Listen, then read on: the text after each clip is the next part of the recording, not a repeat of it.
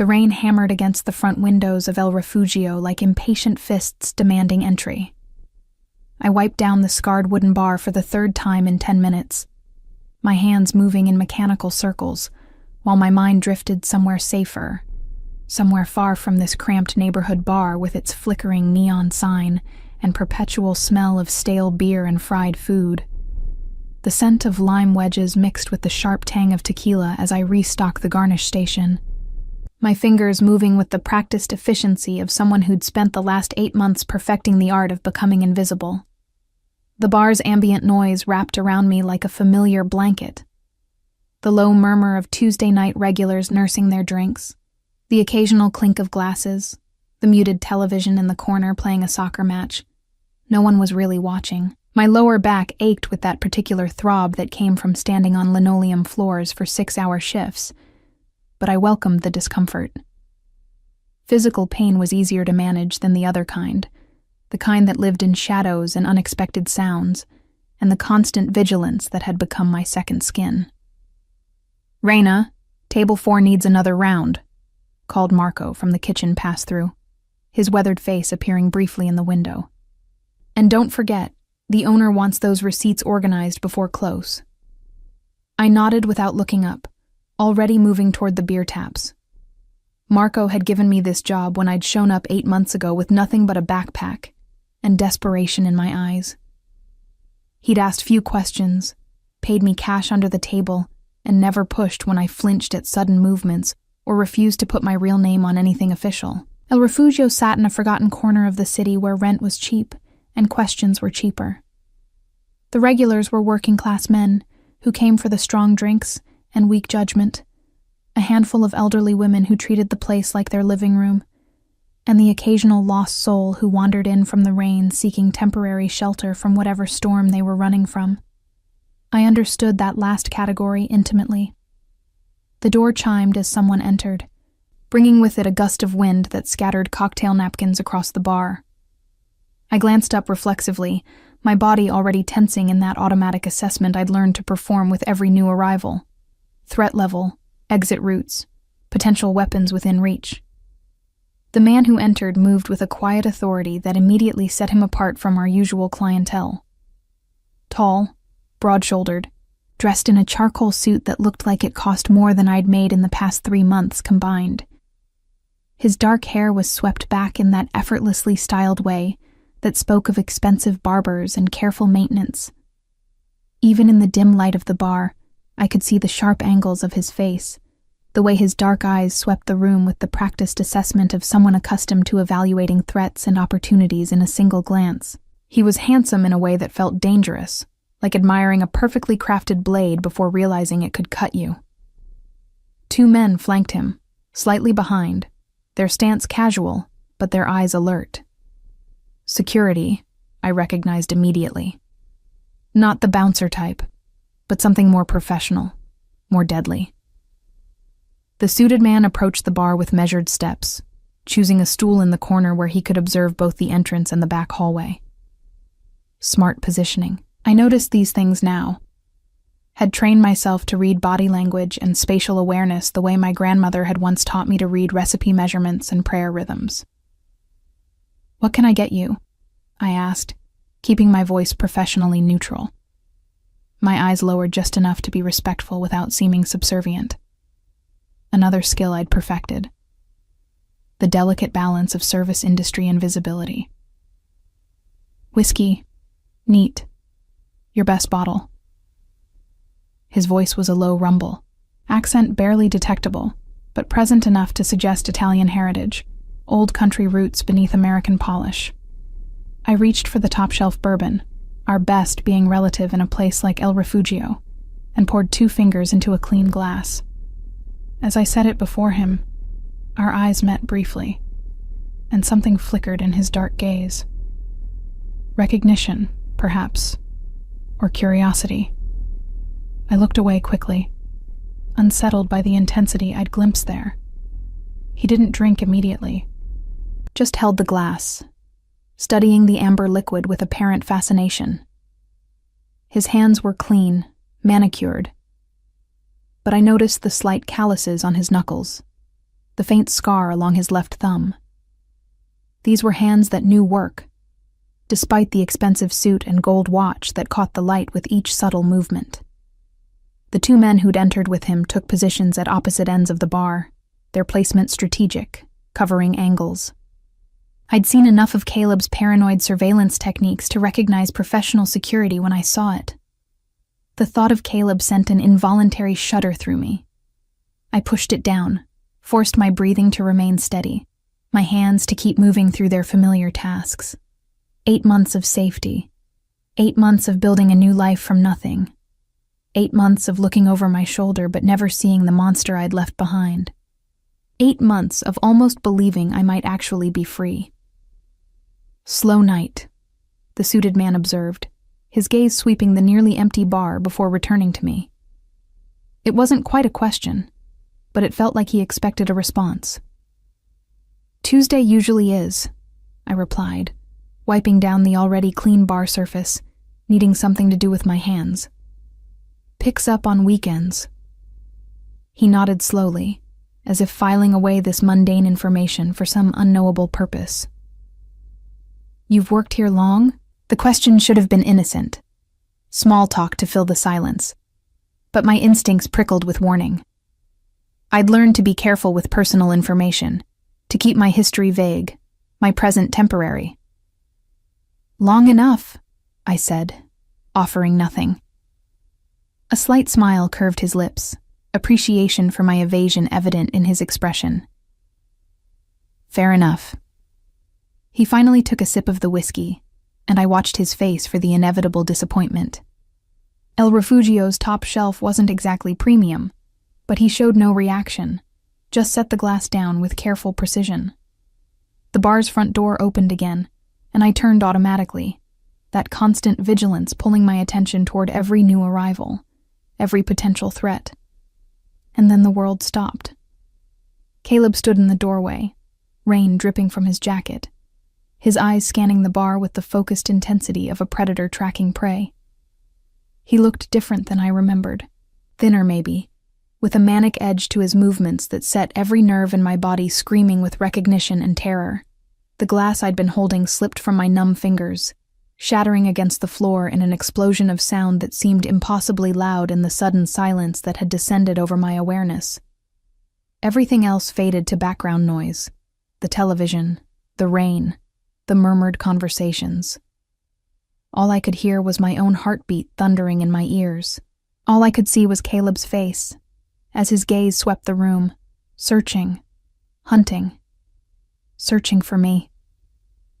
I dropped below the bar line, my body moving on instinct, muscle memory from months of imagining this exact moment. My hands shook as I crouched among the beer cases and supplies, trying to control my breathing, trying to think through the panic that threatened to overwhelm rational thought. He'd found me.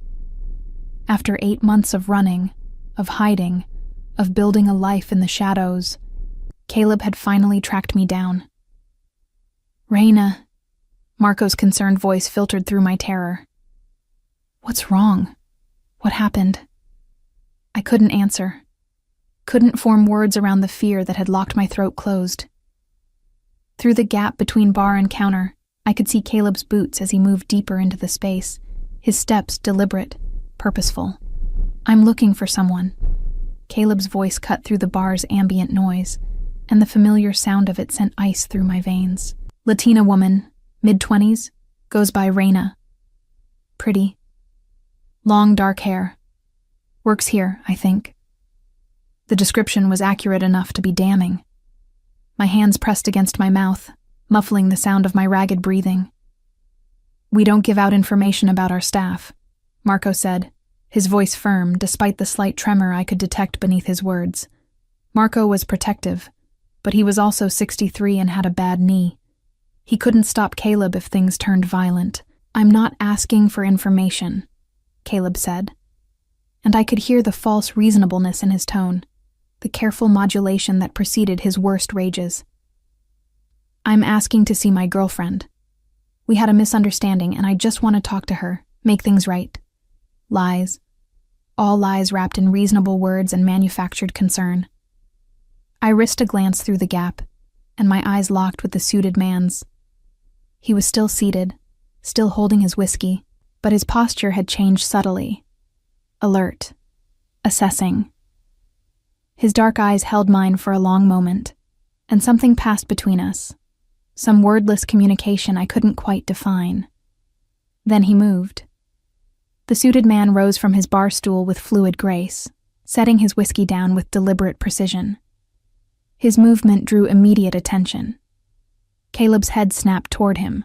The two security men shifted position, and even Marco went still behind the pass-through window.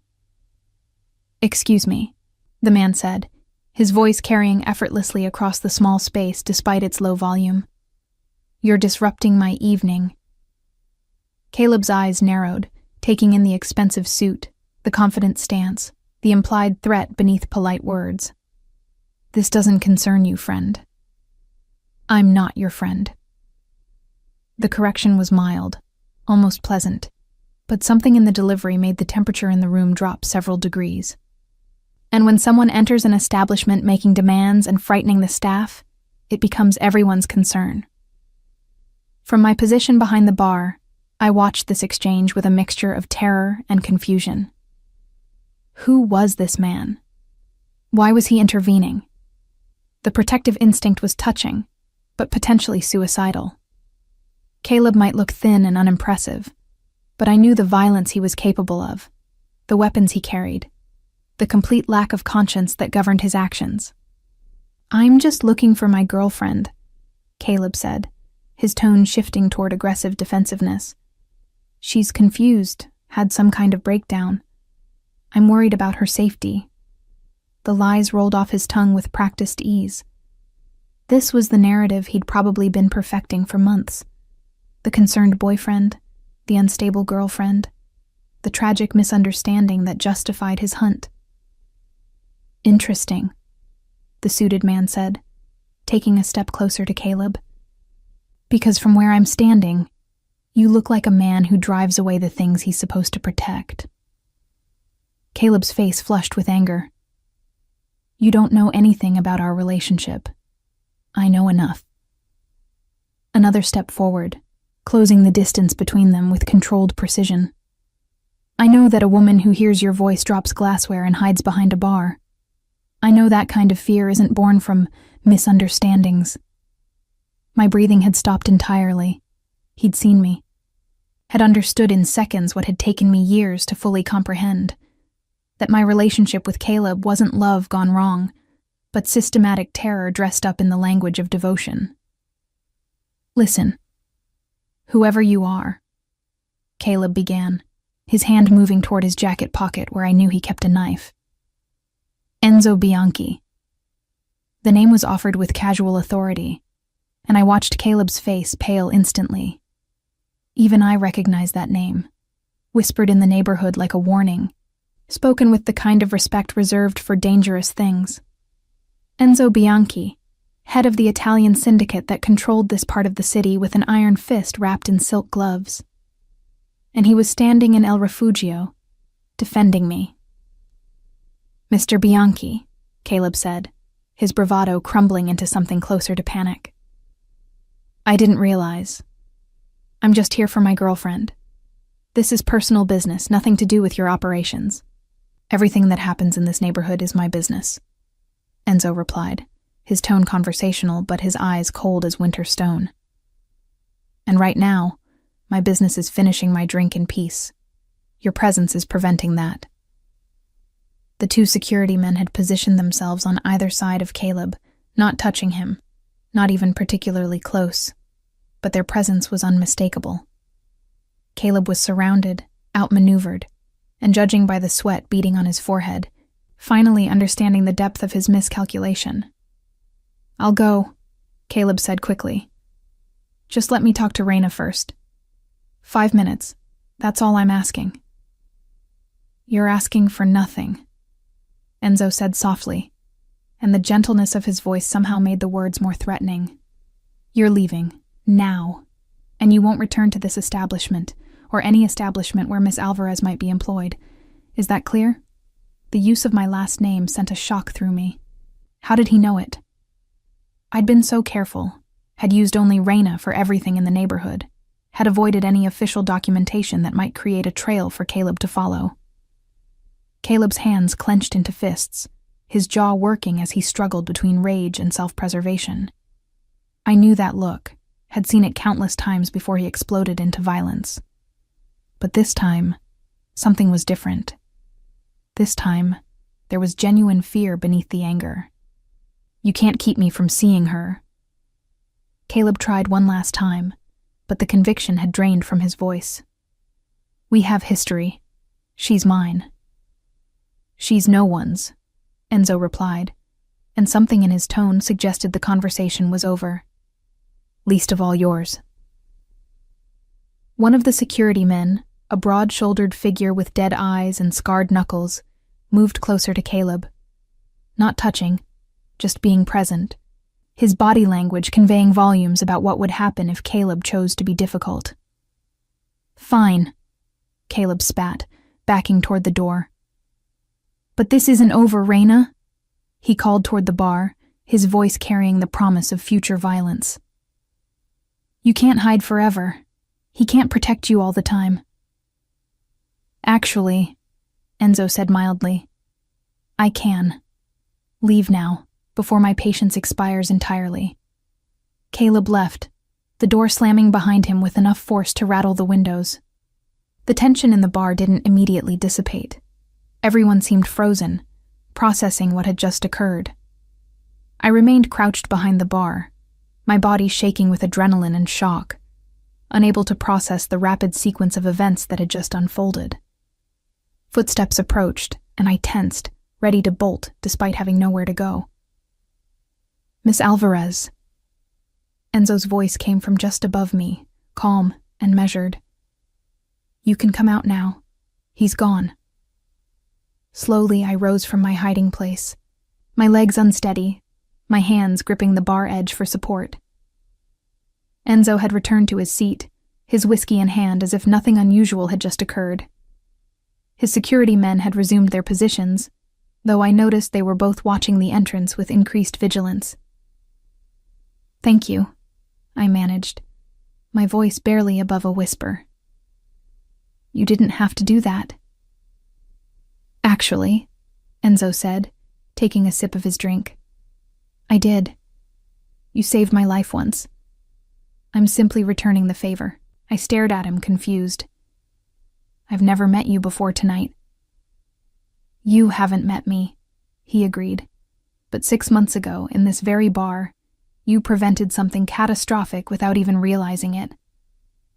My mind raced backward, trying to place him in my memories.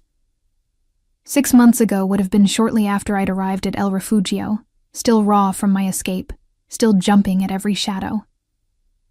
I don't understand, I said. Marco had emerged from the kitchen, his face pale but his expression curious. Boss Bianchi is talking about the night with the kitchen fire, he said quietly. Remember? You noticed the gas leak before anyone else did. The memory surfaced slowly. A slow Tuesday night, much like this one.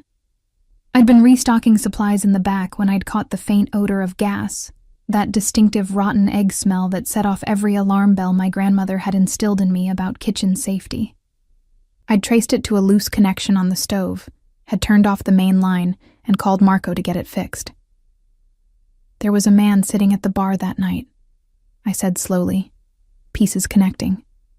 Alone, in the corner, drinking whiskey. Enzo inclined his head slightly. If you hadn't smelled that leak, if the kitchen had ignited with that much gas built up, the explosion would have killed everyone in this building, including me.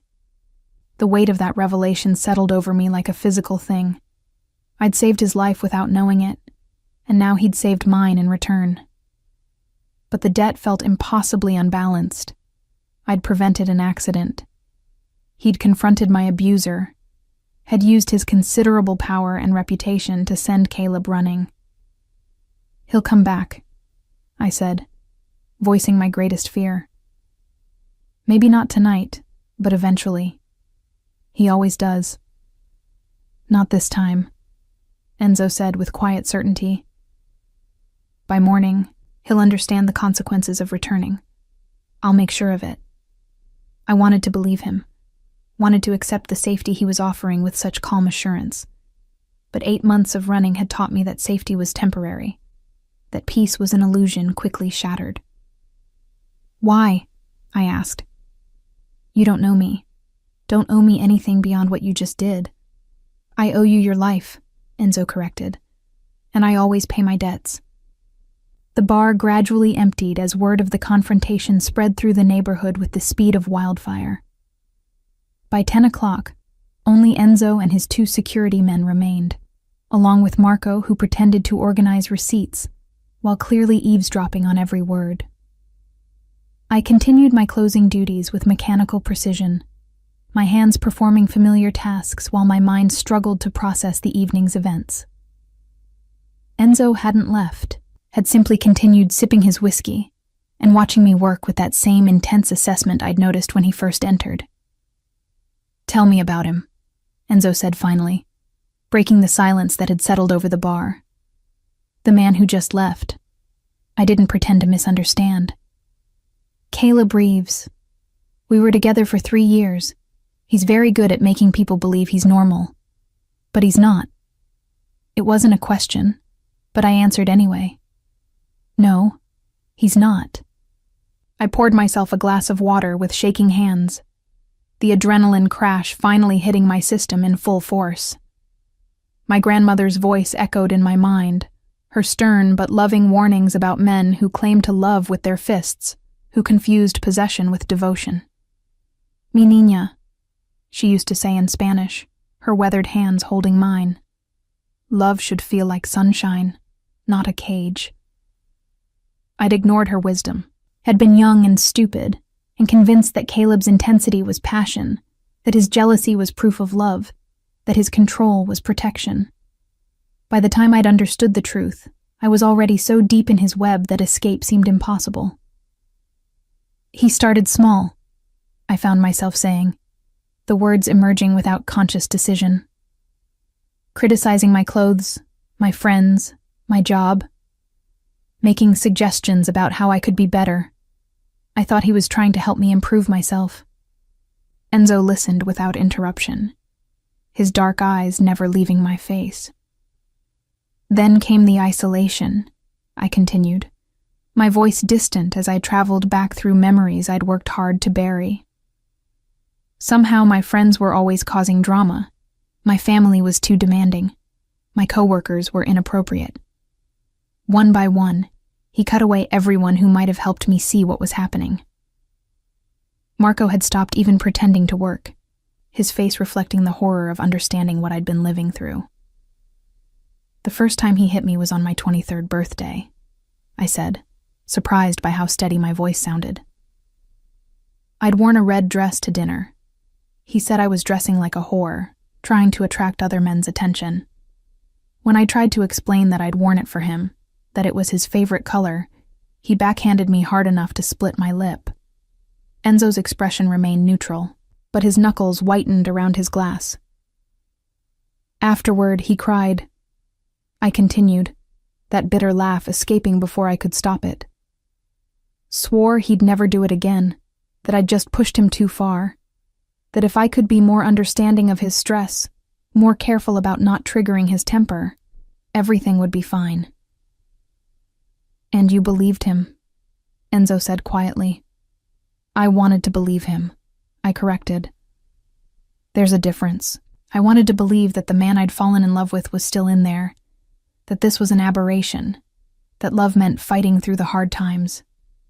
The next 2 years had been a masterclass in psychological manipulation. Caleb had been careful, had known exactly how far to push before pulling back with apologies and gifts and promises. He'd isolated me so completely that by the time I recognized the pattern, I had no one left to turn to, no resources of my own, nowhere to run that he couldn't find me. What changed? Enzo asked. What made you finally leave? I took a long drink of water, remembering that final night, the catalyst that had finally broken through my paralysis and fear. He started talking about having children, I said. About how a baby would cement our relationship, prove my commitment to him. And I realized that if I brought a child into that situation, I'd be condemning an innocent life to the same hell I was living. That finally scared me more than he did. The escape had been desperate, poorly planned, fueled by terror and opportunity. I'd waited until Caleb left for a business trip, had grabbed what little cash I'd managed to hide, and had run. No plan beyond putting distance between us. No destination beyond a way. I ended up here by accident, I said. Literally got off a bus at random, walked until I couldn't walk anymore, and stumbled into El Refugio, looking for a bathroom and maybe a glass of water. Marco offered me a job, cash under the table, no questions. I've been here ever since. 8 months, Enzo observed. That's how long you've been running. I nodded. I thought I'd been so careful. Changed my appearance, used only cash, avoided social media, never stayed in one place long enough to leave a trail. Yet he found you anyway, Enzo finished. How? I don't know, I admitted. Maybe someone recognized me. Maybe he's been systematically searching every dive bar in the city. Maybe he has resources I don't know about. Enzo set down his empty glass with careful precision. He has connections to some unsavory people. Low-level dealers, petty criminals, the kind of network that deals in information and violence. He's been putting out word about you for months, offering a reward for information on your whereabouts. The revelation sent ice through my veins. How do you know that? Because I make it my business to know everything that happens in my territory, Enzo replied simply. When your name started appearing in certain circles, I had my people gather information. I just didn't connect you to the woman who'd saved my life until tonight. He stood, buttoning his suit jacket with precise movements. You can't stay at your current residence.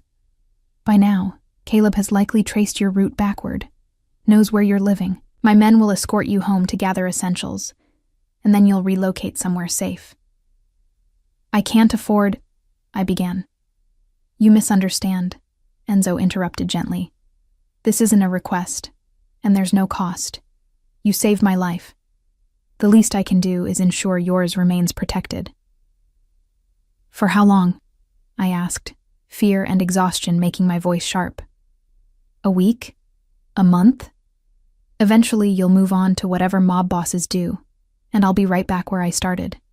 Until the threat is permanently resolved, Enzo said, his tone carrying absolute certainty. The implication was clear, and I felt a chill that had nothing to do with temperature. You're going to kill him. I'm going to ensure he no longer presents a danger to you, Enzo corrected. The method will depend on his choices going forward. I should have been horrified by the casual way he discussed ending a life. Instead, I felt a complicated mix of relief, guilt, and something darker I didn't want to examine too closely. I don't want his blood on my conscience, I said. Then it's fortunate, Enzo replied, that it will be on mine, not yours. The apartment Enzo's men moved me to was in a secure building downtown, the kind of place with keycard access, doormen, and security cameras covering every angle. My new home was on the 15th floor, a furnished 2-bedroom with floor-to-ceiling windows that offered spectacular views of the city. It was also a cage, however gilded. The building has 24-hour security, explained Antonio, one of Enzo's men who'd accompanied me. Mr. Bianchi owns the entire structure. No one gets in or out without us knowing. I stood in the middle of the spacious living room, my meager belongings in a single duffel bag, feeling dislocated and overwhelmed. 72 hours ago, I'd been living in a studio apartment with water-stained ceilings and neighbors who screamed at each other through paper-thin walls. Now I was surrounded by luxury I'd never dreamed of affording, and it felt wrong, like wearing someone else's skin. There are clothes in the closet, Antonio continued, gesturing toward the bedroom. Mr. Bianchi had someone shop for essentials. If anything doesn't fit or isn't to your taste, let me know and we'll arrange alternatives. I found my voice.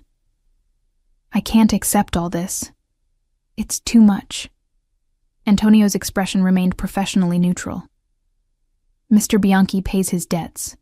You saved his life. This is a small fraction of what that's worth to him. After he left, I explored my new prison with cautious steps. The refrigerator was fully stocked with groceries, the cabinets filled with dishes and cooking supplies. The bathroom contained toiletries still in their packaging, expensive brands I recognized from commercials but had never purchased.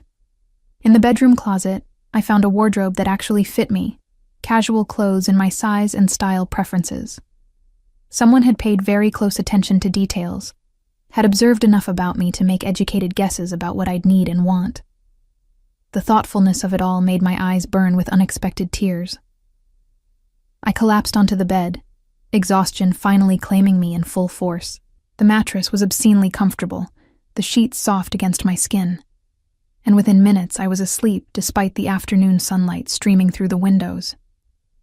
I woke to darkness and the sound of my own screaming. The nightmare had been visceral and brutal. Caleb finding me, dragging me back, punishing me for the audacity of escape. I sat up gasping, my heart racing, my skin slick with sweat.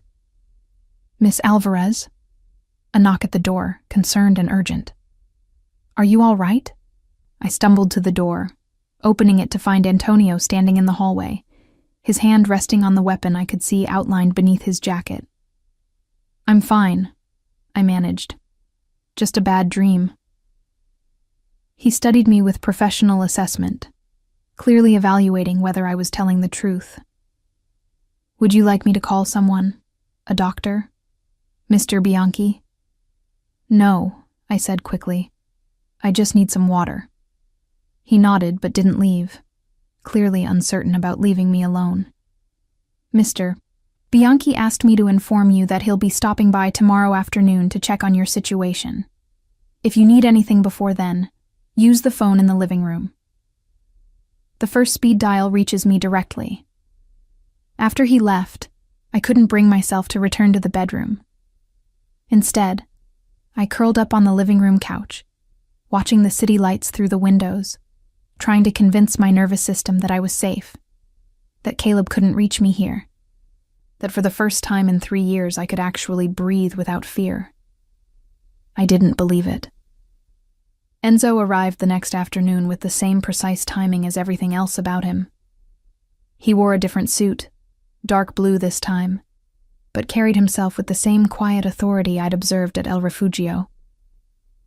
How are you settling in? He asked, accepting my offer of coffee with a slight nod. It's overwhelming, I admitted. Beautiful, generous, and completely overwhelming. But safe, Enzo added. That's what matters. I handed him a mug, our fingers brushing briefly in the exchange. Even that casual contact sent awareness through me that I immediately tried to suppress. This man was a criminal, a mob boss, someone who solved problems with violence and intimidation. The fact that he was also my savior didn't change the fundamental reality of what he was. I've been making arrangements, Enzo continued, settling into one of the armchairs with casual grace. Caleb Reeves is being strongly encouraged to leave the city. His connections here are being severed, his resources frozen, his options limited. Encouraged how? I asked, though I wasn't sure I wanted to know the answer. Conversations about consequences, Enzo replied vaguely.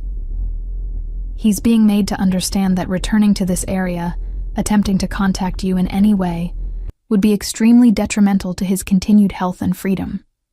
I sipped my coffee, processing this information. You're scaring him into running. I'm helping him make the intelligent choice, Enzo corrected. What he does with that help is up to him. We sat in silence for a moment, the unspoken complications of our situation hanging between us like morning fog. I looked into your history, Enzo said finally. Your grandmother, Elena Alvarez, raised you after your parents died in an accident. She taught you cooking, Spanish, traditional remedies. She died 2 years ago, leaving you alone and vulnerable. Caleb filled that void. The invasion of privacy should have angered me, but I recognized it for what it was: protection through information. Enzo needed to understand who he was defending and why. She would have hated him, I said softly, would have seen through him immediately. I think that's why he isolated me from her before she passed. He knew she was the one person whose opinion I valued more than his. She taught you to be strong, Enzo observed. That strength is what allowed you to finally leave. She taught me to survive, I corrected. There's a difference. Enzo studied me with those dark, assessing eyes. Survival is the foundation of strength. Everything else builds from there. He stayed for another hour, asking questions about my plans, my needs, my concerns. By the time he left, I felt simultaneously more secure and more uncertain about my future. The days settled into an unexpected routine. I remained in the apartment, not quite prisoner, but not quite free either. Antonio or one of the other security men checked on me regularly, bringing groceries or supplies, ensuring I had everything I needed. Enzo visited every few days, ostensibly to update me on the situation with Caleb, but our conversations gradually expanded beyond the immediate crisis. We talked about books, food, music, the small details of life that had nothing to do with danger or debt. I learned that Enzo had inherited his position from his father, that he'd spent years modernizing and legitimizing portions of the family business, that he collected rare books and had a weakness for old Hollywood films. He learned that I'd once dreamed of becoming a chef, that I still cooked my grandmother's recipes when I needed comfort, that I was terrified of thunderstorms and addicted to terrible reality television. The casual intimacy of these exchanges felt dangerous in a way that had nothing to do with Caleb. I have news, Enzo said during one of his visits, 3 weeks after I'd moved into the apartment. Caleb has left the state. My sources confirm he's relocated to California and is making efforts to establish himself there. Relief washed through me, so intense it made me dizzy. He's really gone? For now, Enzo cautioned, but we'll continue monitoring the situation. If he makes any move to return, I'll know immediately. I sank onto the couch, feeling like I could finally breathe fully for the first time in years. Thank you. I don't know how to properly thank you for everything you've done. You already thanked me, Enzo replied. By saving my life months before I could save yours. That was an accident, I protested. I just smelled gas. You systematically dismantled my abuser's entire support structure. Debt is debt, Enzo said simply, though I'm beginning to think this stopped being about obligation weeks ago. The admission hung in the air between us, loaded with implications neither of us seemed ready to fully examine. What happens now? I asked. Do I return to my old life? Find a new bar to work in? You could, Enzo said carefully. Or you could consider alternatives. I waited, sensing he had more to say.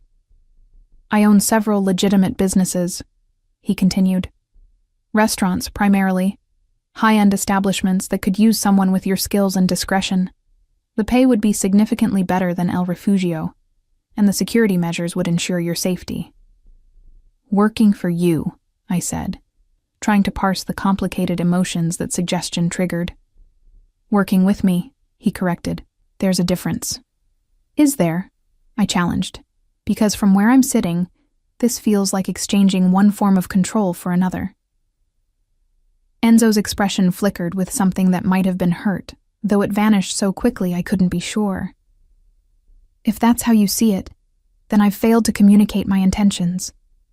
What are your intentions? I asked boldly, my newfound safety giving me courage I'd been lacking for years. He stood, moving to the window, his back to me as he looked out over the city. Honestly, I'm not entirely certain. I know that I've come to value these visits, these conversations. I know that your well-being matters to me beyond the scope of repaying a debt. And I know that returning you to a life of poverty and vulnerability after you've been here feels unconscionable. I joined him at the window, standing close enough that I could smell his cologne, that subtle spice I'd come to associate with safety. "I'm afraid," I admitted quietly. "Not of you, exactly, but of what you represent. Of becoming dependent on someone again. Of trading one cage for another, even if this one has better furniture." "Fear is rational," Enzo replied. "You've been hurt, manipulated, controlled. Trusting again would be foolish if it weren't carefully considered." He turned to face me, and the intensity in his dark eyes made my breath catch. "I'm not asking for your trust immediately," he continued. "I'm asking for the opportunity to earn it. To prove that protection doesn't have to equal possession, that caring doesn't require control." "And if I say no?" I asked. "If I decide to leave? Find my own way?" "Then I'll ensure you have the resources to do so safely," Enzo said without hesitation. "A new identity if needed, money to start over, security monitoring from a distance. Your freedom isn't conditional, Reina." The use of my name instead of a formal address sent warmth through me. This was what my grandmother had meant about sunshine versus cages. This felt like doors opening rather than closing. "I need time," I said, "to figure out who I am without fear, what I want when I'm not just surviving." "Take all the time you need," Enzo replied. "I'll be here when you're ready to decide." He moved to leave, and I caught his hand without thinking. The contact electric, and startling to both of us. "Thank you," I said again, meaning it more deeply than I had before. "For seeing me when I was invisible, for standing between me and danger, for giving me space to breathe." Enzo's fingers tightened around mine briefly before he released me. "You were never invisible, Reina. Some of us just needed the right moment to truly see you." 6 weeks after that conversation, I accepted Enzo's offer to work at Bella Notte, his flagship restaurant in the heart of downtown. The position was officially listed as culinary consultant, but in practice I helped design menus, trained kitchen staff, and occasionally prepared special dishes for VIP guests who appreciated authentic Latin cuisine. The work was challenging, engaging, exactly what I needed to remember who I'd been before Caleb had systematically erased my identity. Enzo maintained respectful distance, appearing at the restaurant occasionally for business dinners, but never pressuring me for more personal interaction. When we did speak, our conversations remained friendly, but professional, as if we'd mutually agreed to ignore the complicated tension that simmered beneath every exchange.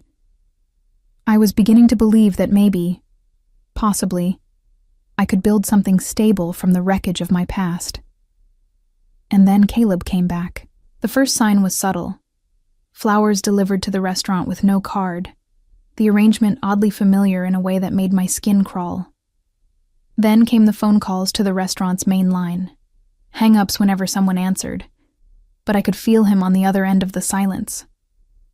Antonio increased security immediately, appearing at my apartment building more frequently, escorting me to and from work with heightened vigilance. "He's testing boundaries," Antonio explained grimly, "seeing what he can get away with before we respond."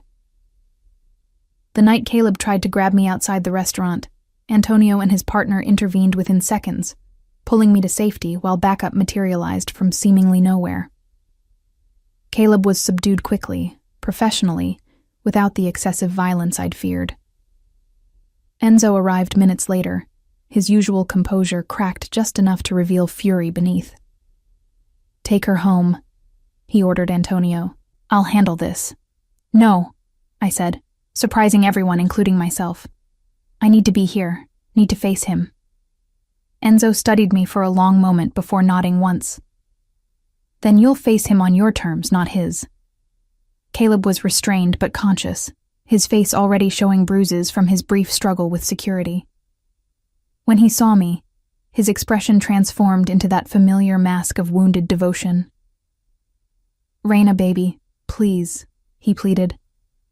"I just want to talk. I've been getting help, been working on myself. I know I messed up before, but I'm different now." The words were hollow, performative, the same script he'd used countless times before. You're not different, I said, my voice steady despite the fear still coursing through my system. You're just better at pretending. How can you say that? Caleb's voice broke convincingly. After everything we had together, everything I did for you? You isolated me, I countered, each word a reclamation of truth he'd worked so hard to obscure. Controlled me, hit me, terrorized me for 3 years until I was so broken I couldn't remember who I'd been before you. That's not how it was, Caleb protested.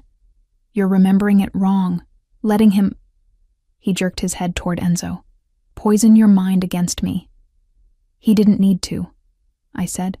You did that yourself every time you raised your hand, every time you made me apologize for your violence, every time you convinced me that love was supposed to hurt.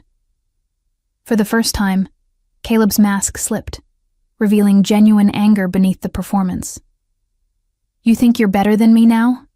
That you've upgraded? He laughed bitterly. You're just a whore who latched onto a richer monster. At least I loved you. That wasn't love, I said, and finally believed it completely.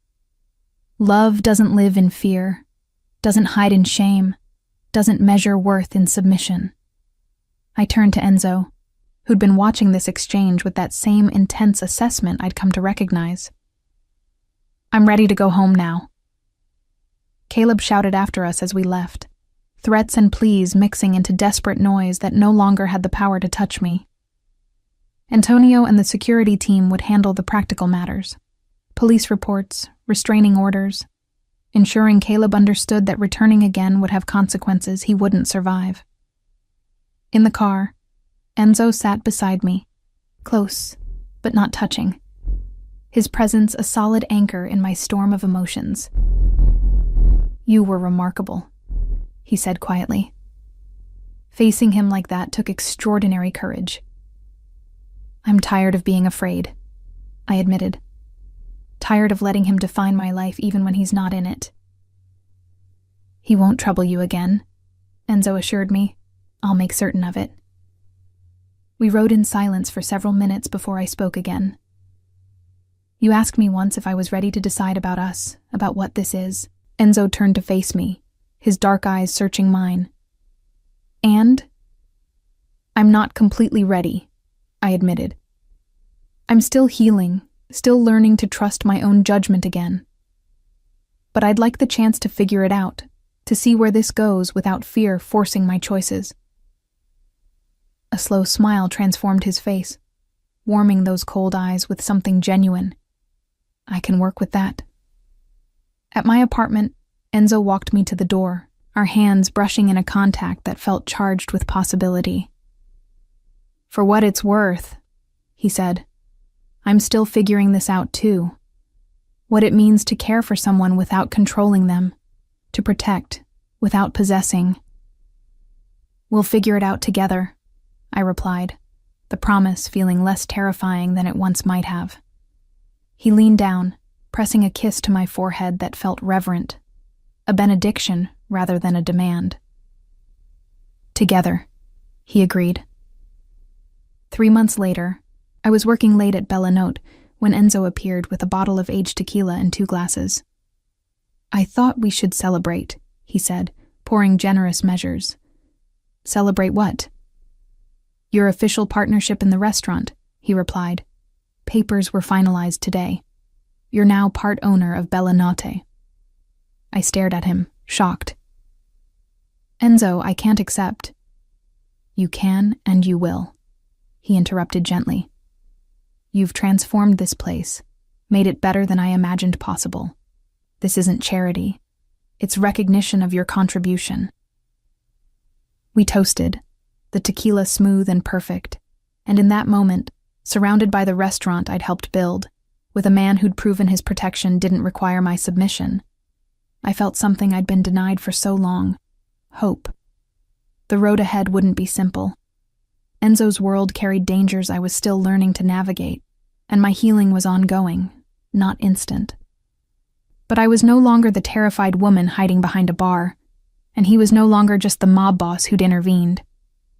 We were two damaged people learning to build something new from our respective ruins, and that felt like exactly the right place to begin.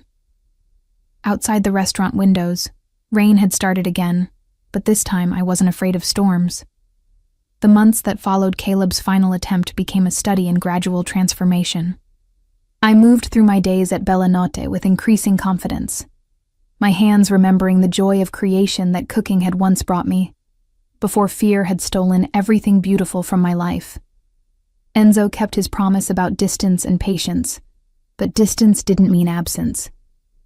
He appeared at the restaurant several times a week, sometimes for legitimate business meetings with associates whose expensive suits and careful manners couldn't quite disguise the violence they were capable of. Other times, simply to sit at the bar and watch me work with those dark, assessing eyes that had learned to soften when they landed on me. "You're staring again," I said one evening, not looking up from the mole sauce I was carefully adjusting, adding another pinch of cinnamon the way my grandmother had taught me, trusting my senses over any written recipe. "I'm observing," Enzo corrected, amusement threading through his voice. "There's a difference." "Observing implies scientific detachment," I countered, finally meeting his gaze across the pass-through window that connected kitchen to dining room.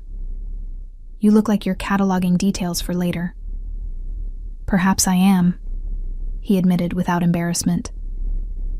"You're beautiful when you're in your element. Confident. Completely present. It's captivating." The compliment sent warmth through me that had nothing to do with the heat radiating from the kitchen stoves. 3 months ago, such words would have triggered panic, would have felt like the beginning of possession disguised as admiration. Now, filtered through everything I'd learned about Enzo's particular brand of protection, they felt like simple truth offered without expectation. "Flattery will get you extra portions," I said, ladling the complex sauce over braised short ribs that had been cooking low and slow for hours. The meat so tender it fell apart at the gentlest pressure. "I'm counting on it," Enzo replied, that rare, genuine smile transforming his usually severe features into something approachable, almost boyish. Antonio appeared in the doorway, his expression apologetic but urgent. "Boss, we have a situation." The warmth evaporated from Enzo's face instantly, replaced by the cold calculation I'd witnessed that first night at El Refugio. "What kind of situation?" "The kind that needs your immediate attention," Antonio said carefully, his eyes flickering briefly to me before returning to Enzo. "Private discussion required." Enzo stood, buttoning his suit jacket with precise movements. "I'll be back," he said to me, the promise carrying weight beyond simple reassurance. "Don't leave without Antonio or Marco accompanying you." Fear's familiar fingers touched my spine. "Is it Caleb?" "No," Enzo assured me quickly. "Different matter entirely. You're safe, but I need you to trust the security protocols until I return." After they left, the kitchen suddenly felt too large, too quiet despite the presence of my sous chef and line cooks working efficiently through their tasks.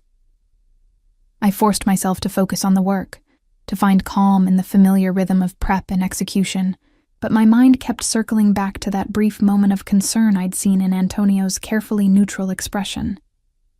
The evening service passed without incident, each course flowing smoothly from kitchen to table, my dishes receiving the kind of appreciative response that had become gratifyingly common since I'd taken ownership stake in Bella Notte. But Enzo didn't return, and his absence created a hollow space in the restaurant's atmosphere that I felt with surprising intensity. It was nearly midnight when my phone buzzed with a text from an unknown number. My heart stuttered before I recognized Enzo's formal phrasing. "Situation resolved. I'll explain tomorrow. Rest well, Reina." I didn't rest well. Sleep came in fragmented pieces, interrupted by formless anxiety that had nothing to do with Caleb and everything to do with the realization that Enzo had become essential to my sense of safety in ways that terrified me almost as much as my ex-boyfriend once had. The difference was that Enzo's presence felt like freedom expanding rather than contracting. But that difference didn't make the dependency any less frightening. He appeared at my apartment the following afternoon, looking more tired than I'd ever seen him, his usual immaculate appearance slightly rumpled, shadows beneath his dark eyes suggesting sleep had eluded him as thoroughly as it had evaded me. "Coffee?" I offered, already moving toward the kitchen. "Please," he said gratefully, sinking onto the couch with uncharacteristic weariness. I prepared it the way I'd learned he preferred. Strong, black, no sugar, served in a proper cup rather than a mug. When I handed it to him, our fingers brushed in that now familiar contact that always carried more weight than such casual touch should reasonably hold. "Tell me about the situation," I said, settling into the chair across from him rather than beside him, maintaining space that felt necessary for this conversation. Enzo took a long drink of coffee before answering. "One of my lieutenants made a catastrophically poor decision that put several of my operations at risk. The kind of decision that requires immediate and decisive response." "Decisive meaning violent," I translated quietly. "Decisive meaning permanent," Enzo corrected, his eyes meeting mine without flinching from the truth of what he was. "I don't apologize for that. The man betrayed not just me, but everyone who depends on my protection. His actions endangered families, children, people who trusted that my word meant something. I absorbed this, trying to reconcile the man who spoke so casually about ending a life with the man who had visited my grandmother's grave without being asked, who had left flowers on her headstone with a note in careful Spanish, thanking her for raising someone strong enough to save his life. Does it ever bother you?" I asked. "The violence? The decisions you have to make?" Enzo was quiet for a long moment, his gaze distant as he contemplated my question with apparent seriousness. "Yes," he said finally. "Every death stays with me. I don't forget names or faces. Don't allow myself the luxury of emotional distance from consequences. The moment I stop feeling the weight of these decisions is the moment I become the monster people assume I already am." "But you do it anyway," I observed. "Because the alternative is chaos," Enzo replied. "Power abhors vacuum. If I don't maintain order, someone worse will fill the space I leave behind. Someone who won't care about protecting families, who won't have codes or limits, who will burn everything for profit without conscience."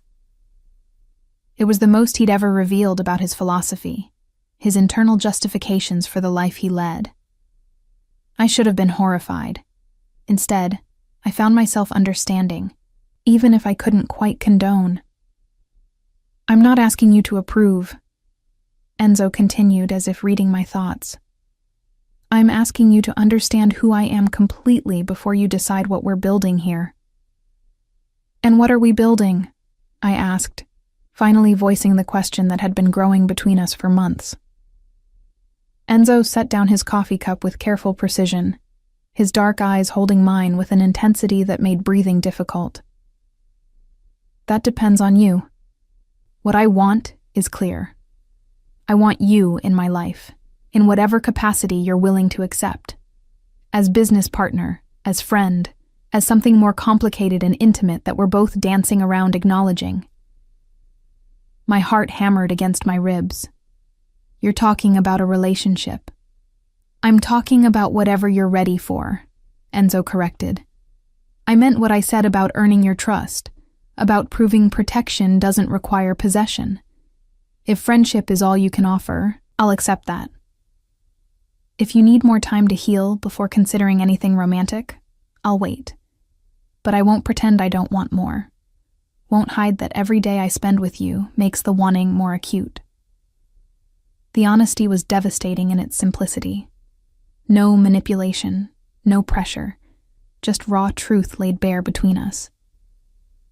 "I'm afraid," I admitted, my voice barely above a whisper. "Not of you hurting me physically. You've proven you won't do that. But of losing myself again, of becoming so dependent on someone that I forget how to exist independently." "Then we build something different," Enzo said, leaning forward with earnest intensity. "Something where your independence isn't just preserved, but celebrated. where my protection is a foundation you stand on, rather than a cage that contains you. Is that even possible? I asked. In your world, with what you are. I don't know, Enzo admitted. But I'd like the chance to find out. With you. The invitation hung in the air between us, weighted with possibility and risk in equal measure. I thought about my grandmother, about her wisdom regarding sunshine and cages, about her fierce independence even in the face of poverty and hardship. She would have been terrified of Enzo's world, but I thought she might have respected his honesty, his willingness to be vulnerable, his recognition that love without freedom wasn't love at all. I need you to promise me something, I said finally. Anything. Promise that if I say no to something, any boundary I establish, you'll respect it without resentment or manipulation. That no will always be a complete sentence with you. I promise, Enzo said without hesitation. Your no will always be absolute. And Reina, you should know that extends both directions. If I ever cross a line you're not comfortable with, if my world becomes too dark or dangerous for you to navigate, you can walk away.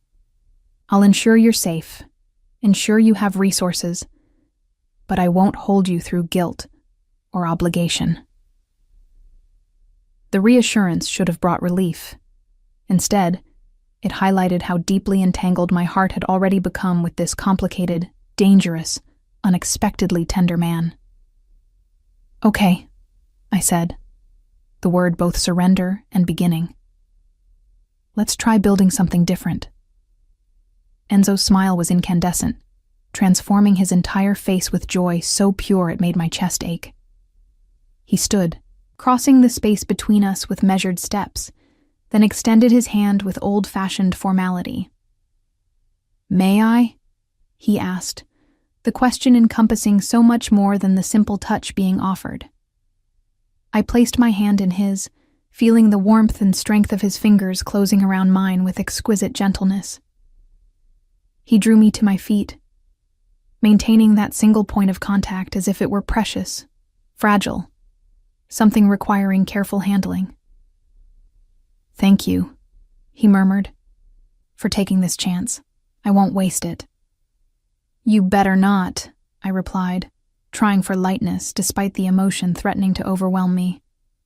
I'm trusting you with things I swore I'd never trust anyone with again. I know, Enzo said seriously, and I don't take that lightly. He left shortly after, needing to return to whatever legitimate business crisis required his attention, but the apartment felt different in his absence. Less lonely somehow, as if his presence had altered the fundamental atmosphere in ways that persisted even when he wasn't physically present.